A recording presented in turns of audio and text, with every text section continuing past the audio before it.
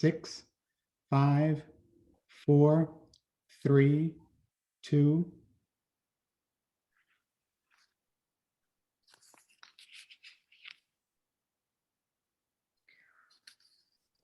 Welcome. I'm going to start by introducing this film premiere and dialogue for the film named Je te souhaite du bien et après, which was made for the CCB Dance Project. My name is Celia Weiss Bambara, and I'm an assistant professor of dance at Coppin State University and artistic director of the CCB Dance Project.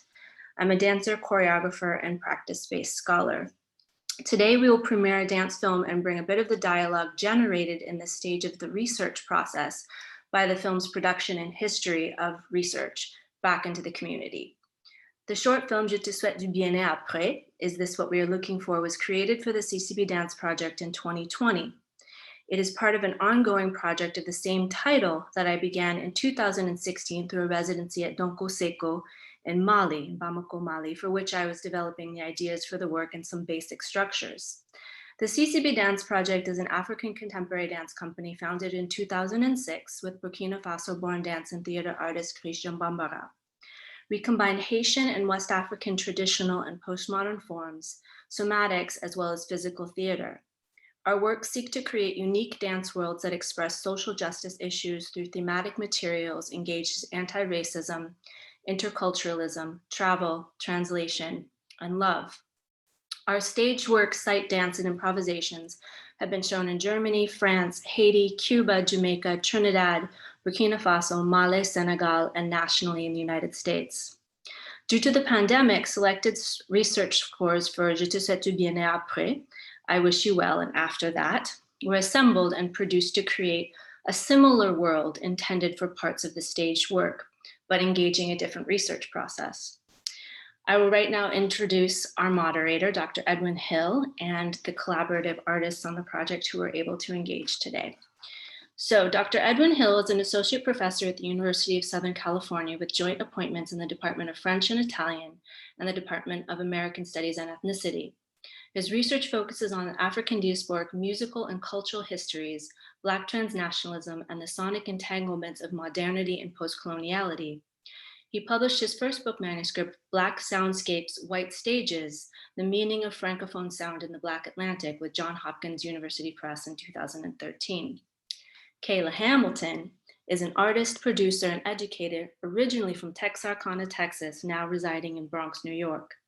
Kayla earned a BA in dance from Texas Women's University and an MSED in special education from Hunter College.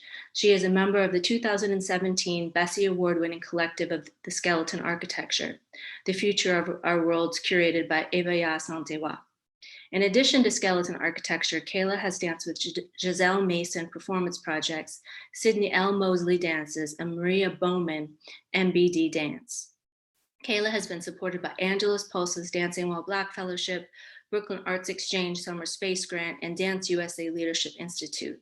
When Kayla is not dancing, she is a special education teacher at the Highbridge Green School who loves to watch Law and Order on Hulu while sipping on peppermint tea.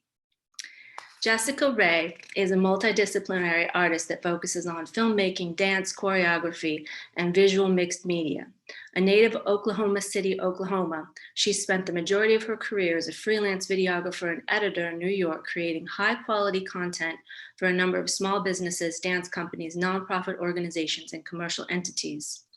She also runs a dance project, The Dance into Deliverance, that focuses on collaborating with other dance and film artists to bring to life works that challenge traditional faith perspectives.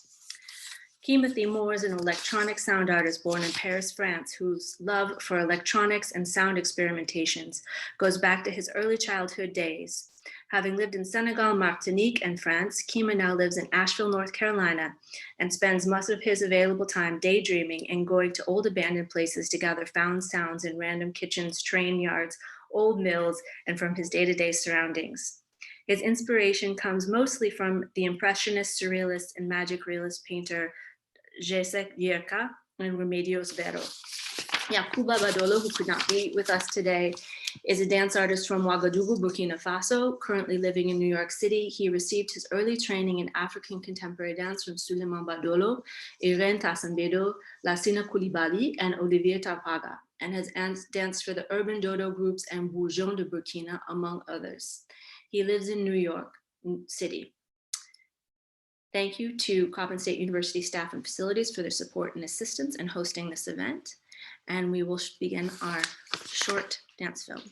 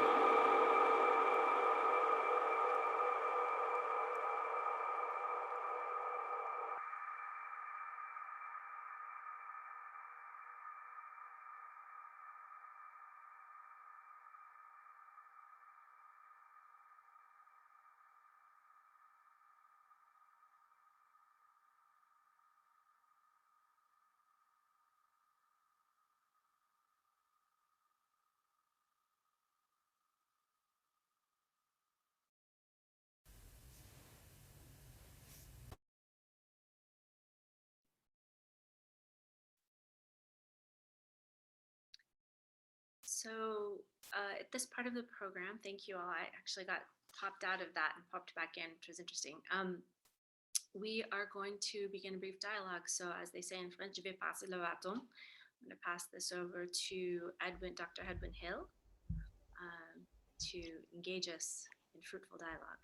Sure. Thank you so much for, first off, just for sharing this beautiful piece, and also for inviting me to facilitate a discussion about some of the thoughts and feelings and the questions that the piece is like evoking in all these different ways. So just to start, I was wondering if you could tell us more about the creative and collaborative process. I'd love to hear more about the movement vocabulary, like how you built the movement vocabulary, and then, what's behind that vocabulary. Absolutely. I can start that out and then pass it on to the collaborators for this iteration of the project. So I was really kind of asking these questions. I started the project, I said, in about 2016, and I had this wonderful residency with Kathleen Noel, who agreed to mentor the project, who's a Haitian choreographer in Mali and someone who I had wanted to kind of seek out as a mentor for a while. And spent 2 weeks there really asking questions about blindness and numbness in society and how we react to that, how we also reiterate it, how we stop it on the body, and the violence of that.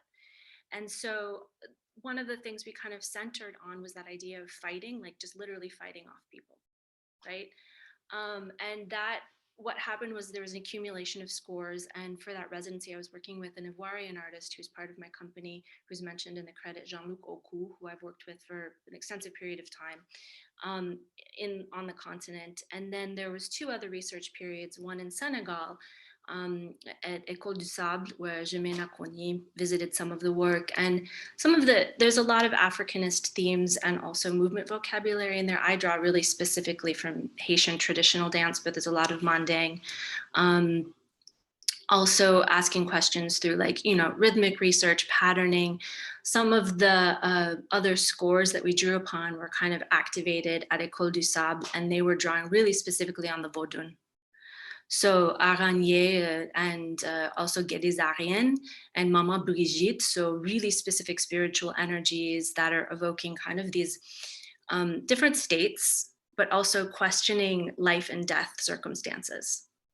So some of the questions I was playing with. And then I think one of the other things that you're seeing in this particular, because there were 3 scores that were chosen, so improvisational structures. The third one was also created at École du Sable and was this idea of not being able to communicate what are all the gestures that could possibly be created. So the tapestry was, what is the gesture, that can communicate but not communicate anything? How are we having this kind of Tower of Babel set of symptoms in society between different people, and how can we create a vocabulary out of that where there is communication? And part of the score that we worked on as a group with this particular crew, this crew was also given these scores to then interpret in the spaces that were chosen. So they added a whole other layer of research to these scores as collaborators, and they received both the written description of these scores, but also visual videotaped information from the research processes in Asheville, North Carolina, in Toubab Dialao, École du Sable, and Donko Seko in Mali. So, and some of the feedback from the mentors as well. So kind of a feedback loop. I think I've spoken enough on that one. I think we'll be fine. Yeah, that's great. No, that's really interesting. And I'm so used to thinking about the notion of scores and charts in terms of like playing a musical instrument. So I've always been like intrigued by the transmission of choreography and sort of that kind of knowledge. Well, let's get some of your collaborators in the mix, though. I wondered if you could tell us about, I'm thinking particularly of the dance movement, but also the movement of the camera and that kind of like choreography of visual perspective and like the kind of like embodiment we get from the perspective and the relationships we have to those bodies. So I was wondering if Kayla and Jessica, if you could talk a little bit about, how you interpreted these scores and what interpretation means in this context. You want to go for it, Jessica, on the camera action? Yeah, sure. I Okay, will cool. jump in with the camera. So, yeah, I've actually been working in videography around dance for quite some time.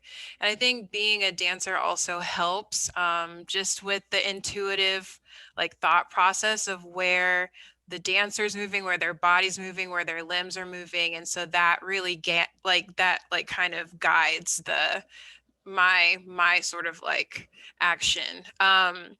But I was also working with another collaborator of mine. She was on my film team for this piece, and she's really, really great moving in space with her gimbal. And she's also another dance videographer. So it was so helpful to have somebody else that had that eye. So we worked together on that bit of capturing the movement in space and moving with the movers and the dancers. But yeah, I think it was interesting connecting for me with this project and with Kayla as a mover and Yacouba and Dr. Bambara. I think my initial gateway into the project was Kayla, because I had worked with her before on other projects, on her own projects. And so I had a feel for how she moved around. So that was also really insightful for me. But what was really cool was being on site with her and kind of figuring out and managing how to capture a scene together. So that was really, really a fun process. And we just had conversation, we just worked through in conversation with what was happening with the movement. Does this scene look right? Like, should we do it over here? And Kayla was really the lead on what spaces felt the most comfortable for the scores that she was given. So I think honestly, just really being open to collaboration really helped guide the visual aspect of this project. But yeah, so that's enough for me. Yeah, thank you, Jessica, for that. Just really quickly, the question about interpretation is really intriguing to me. Like when you are given a set of scores, like as a dancer, if you will, I don't necessarily, as dancer, I am choreographer, as interpreter, as in many layers and not just like a mover in the project. So yes, I received the written scores, I received the video as resource, but ultimately it's like, what do those things mean for me? And how do I hold them? And then so how can I hold myself and the vision of the creator both in my body? So that was really exciting to have not been in physical proximity with each other, but these layers of interpretation, which I find particularly exciting as a mover. I like to say I'm a thinker, but through the body. So the scores were just a way for me to deepen my understanding. Yeah, in thought.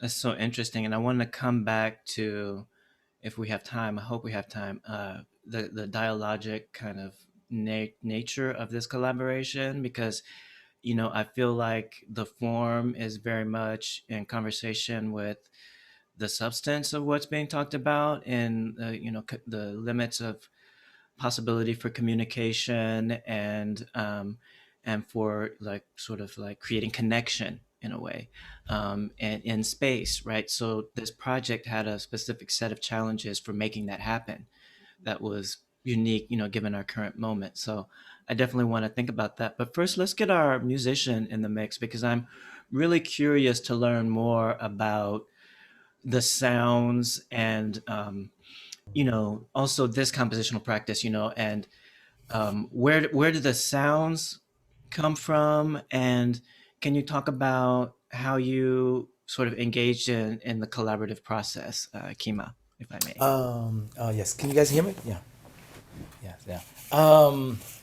I think, first, when I was approached with the idea, when Celia had approached me with the idea, I love the theme of it, conflict. And having lived in West Africa too myself, I think, there's a way that people deal with conflict in West Africa, well, in Senegal, and then there's a way that people deal with conflict in the U.S. And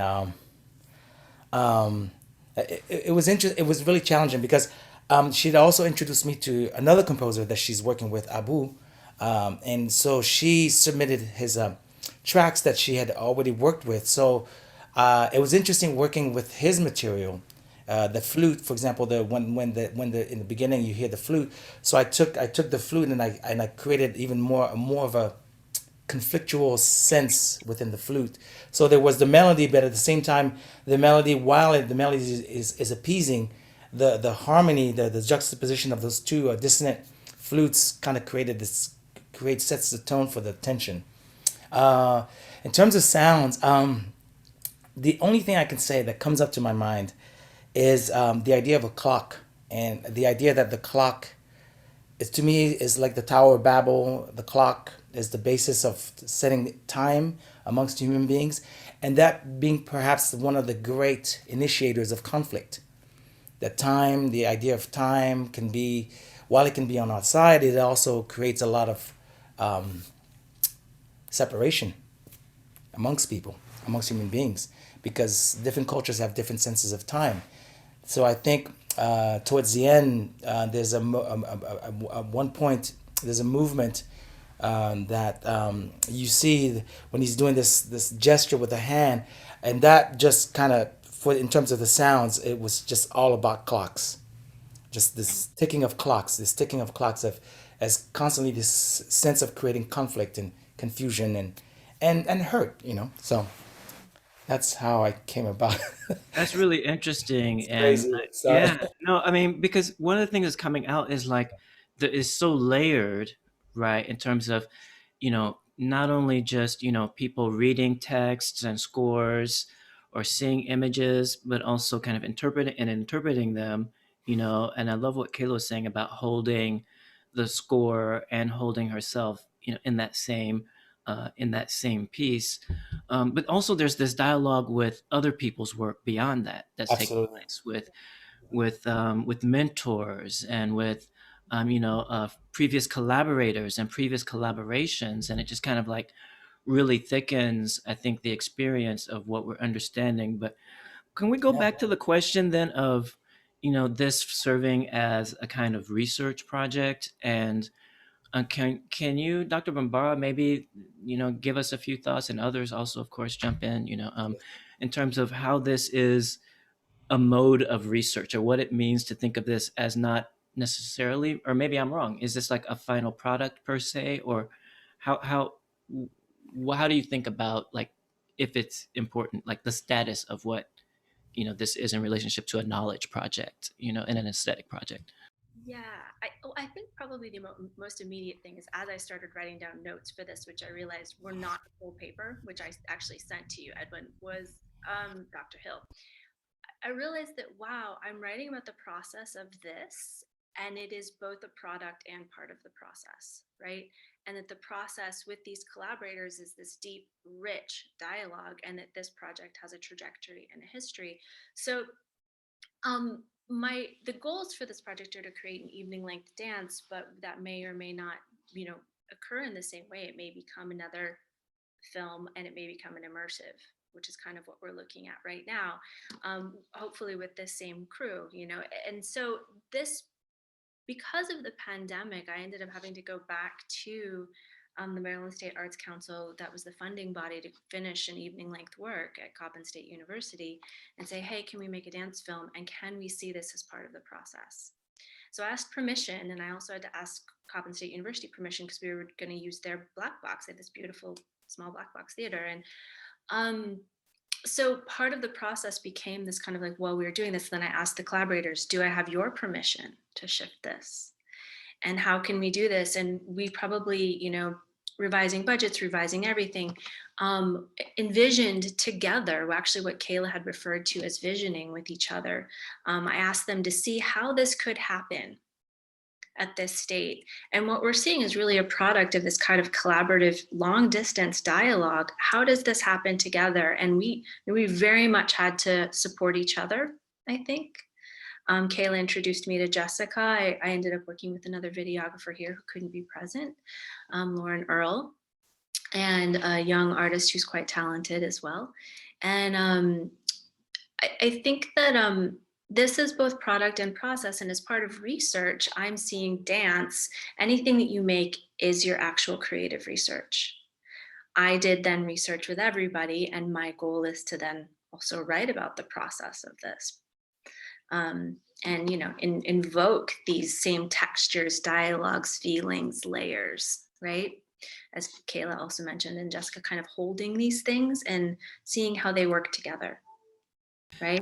That's so interesting. Can we talk about that question of space for a minute? Because I'm really intrigued about the creation of space, and I think the music has a lot to do with this also, like the creation of, because it's like, and I feel like there's some way that, Kima was talking about the drama that he builds through the tension and the flutes, and I was thinking about the drama in relationship to the spaces, and how you all interact with spaces there. And I'm always intrigued by performances that take place in public where there's passersby and where it's not a stage per se. So I was wondering if you could talk about, these spaces and how they were meaningful, how they were chosen, and how they relate to like kind of the form and the drama of the story. That's I don't know, maybe Kayla, Jessica, also jump in and let us know how you navigate space and movement. Sure, this is Kayla speaking. The spaces where a park that's near my home in the Bronx. I was, obviously COVID and thinking about places, physical locations where I would feel comfortable and safe. And this particular park it's my park. I go there, and that's where I go to be when I no longer want to be at home. It's also I call it the lit park. It's the it's the club on the weekend. It's the cookout. It's the so it is a place of like drama, but also a place of peace for me. So yeah, I think I think that's all I say about that. But yeah, this part, and before COVID, I rarely went because I'm busy. But like now I'm like, oh, okay, I know my neighborhood, and we talked to police officers who were just curious about what we were doing. People like, no, don't shoot there, go shoot over here. It's more beautiful over there. Like people who were trying to, no, they weren't trying. They were engaging with us in a beautiful way, intrigued by what we were doing. Wow, so the space was like, that's really fascinating, really, because it's like you talked about home, you talked about community, you talked about relationship to the street, to police, but also to the club, and this reconfiguration of space that's taking place, in the pandemic. And what about you, Jessica or Kima? How did you all think about the spaces that and how did you use space, if you used it? Yeah.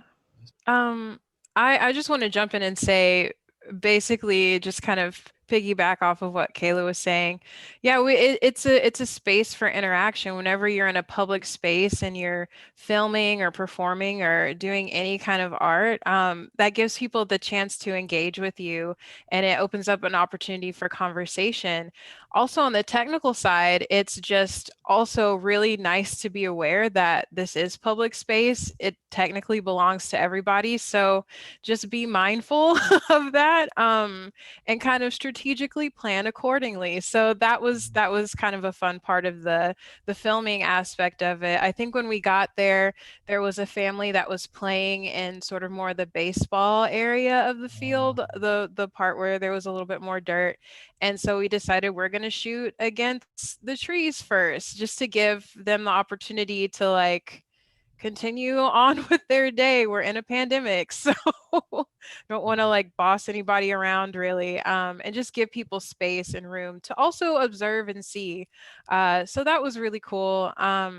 And yeah, I think the space, technically, again, from the technical perspective, it was fun to create, in a way, story in the space. Again, in collaboration with the score, in collaboration with the movement artists, it was a fun way to construct in a way a stage, especially the part with the benches. That was really fun to kind of shoot a few different ways. So yeah, that's all I wanted to add. Yeah, for me, the spaces in the, well, first thing in the video, I love the gray tone, and that's one of my favorite tonalities, because I love grays, and you can play the grays have, they can be neutral, but they also can say so much. And in this sense, it was pretty much the one of the main space that influenced the piece. And then the wide angle on the on you, Kayla, for example, and just this larger than life, almost these incredibly big characters, larger than life, talking about something in this gray space, and then shifting that to a more colorful space with Celia, and this kind of juxtaposition of the color and the gray space and the gray tone and the park and out in nature. It was just this incredible. It set the tone for me to compose. I mean, it was like, I can hear dissonance here, I can hear consonance here, and I can hear a hard something, a clock or something hitting hard.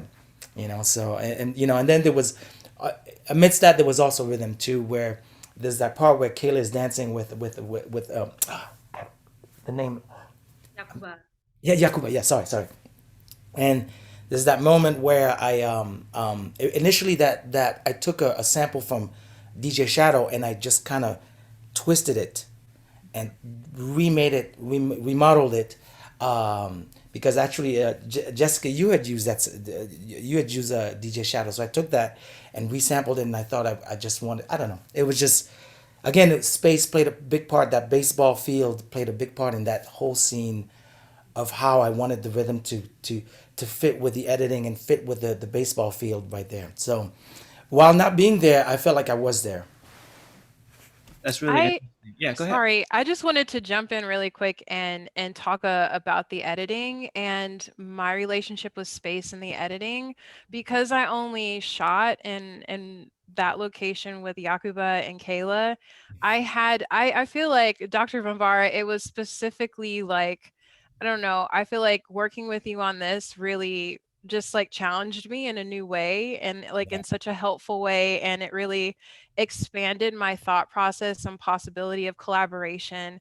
I think like my editing brain is like, these colors go with this, and like this Right. movement goes with this. And I had to really allow myself to step out of like my boundaries and constraints and really dive into the meaning of the project, the meaning of what the collaborators were saying with their movement, and what the theme was. And I think space had a really huge, it helped a lot with that, because I began to not only envision the space in terms of color, but I started to see it as like parts, like pieces of time, and like the movement actually was the connecting factor for me in all of that. So just wanted to jump in with that. That's so great. And it's, I know we're like running short of time. I have like one question that's so important. We have to keep going. Can we keep going? Um, I think don't this is know. the last one. Do we have any questions from folks? No questions in the Q&A. So So go I'm for going it. to take the power of facilitation, because I really want to talk about, a lot of, I mean, all the things you've been saying about this creation of space, right? Which is also an ethics of space in the way that you've been talking about it, right?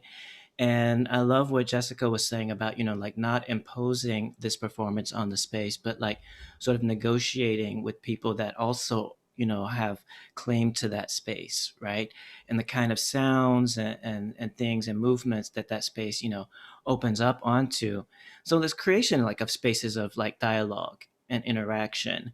and kindness and care and so forth that like come through as part of this process are really interesting. And I know this piece was developed, before, it's been in the works for a while, but I'm wondering if, we can think about it within the context of, the protests that have been taking place this past summer.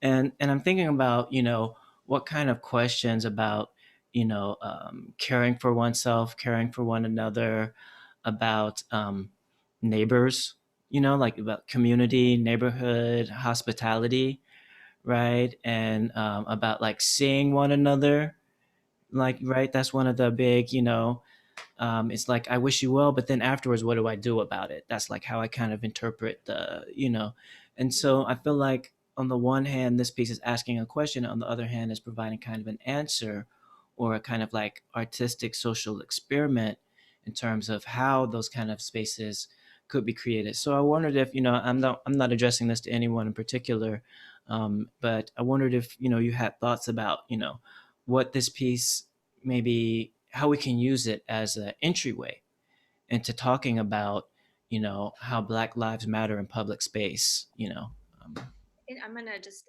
interject this really quickly. When I started working with everybody, it was in the midst of that summer. And I said, this is what we have going on. This is where this piece is coming from.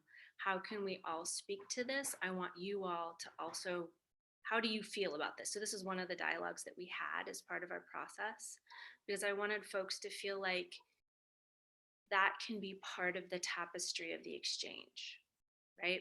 Not only with the spaces, and I said to everybody, pick the spaces where you feel like you are most comfortable. Wear what you need to wear. My son is coming in here, sorry.